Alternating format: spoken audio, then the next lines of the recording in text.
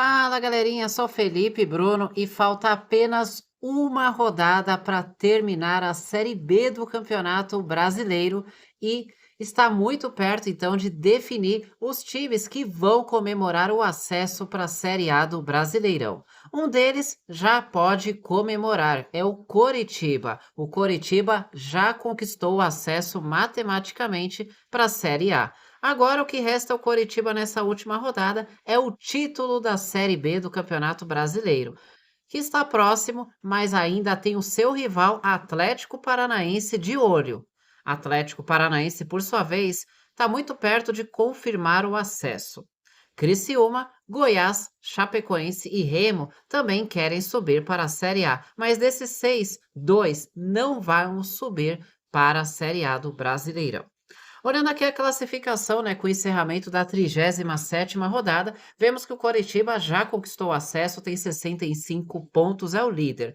O Atlético Paranaense é o segundo colocado com 62 e 3 pontos de vantagem para Chapecoense.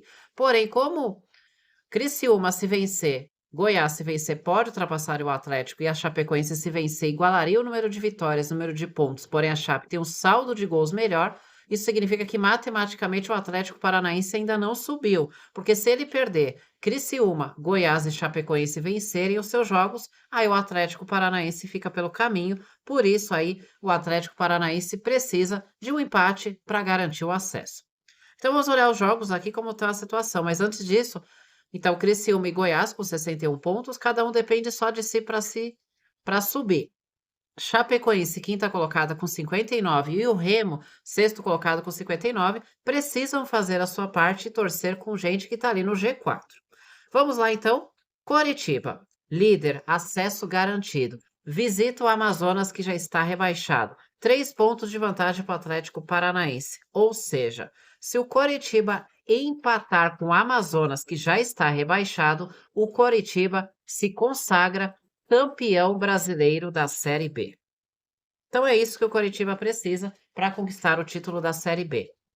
O Atlético Paranaense recebe o América Mineiro. Para subir, basta um empate. Se o Atlético Paranaense em casa empatar com o América Mineiro, que já não briga por nada na Série B, o Atlético Paranaense está de volta à Série A do Brasileirão, sem depender de nenhum resultado. Se o Atlético Paranaense vencer o América Mineiro e o Coritiba perder para o Amazonas, o Atlético até pode ser campeão. Aliás, pelo número de vitórias, né? Eu estava olhando o saldo aqui, o saldo do Coritiba é melhor. Mas o fator primeiro, o critério de desempate, é o número de vitórias. Hoje, Coritiba e Atlético Paranaense têm os mesmos 18. Ou seja, se o Atlético ganha e o Coritiba perde, o Atlético Paranaense é campeão brasileiro da Série B. É o único que pode tirar o título do Coritiba, é o Atlético. Agora, Criciúma, Goiás, Chapecoense e Remo não têm mais chance de título, mas querem mesmo o acesso. O Criciúma visita o Cuiabá. Para não depender de nada, o Criciúma basta vencer o Cuiabá, que não briga por nada nessa Série B neste momento. Ou seja, Criciúma venceu, Criciúma sobe para a Série A. O Goiás visita o Remo, talvez um dos duelos mais aguardados dessa última rodada, porque as duas equipes aqui querem subir, né? É um confronto direto. O Goiás, se vencer, o Remo sobe independente do que acontecer na rodada. Se o Goiás fora de casa empatar com o Remo, pode ou não subir. Por quê? Se o Goiás empatar com o Remo, garante a vantagem de ficar na frente do Remo. Mas se a Chapecoense vencer o Atlético Goianiense, a Chape ultrapassaria o Goiás pelo número de vitórias.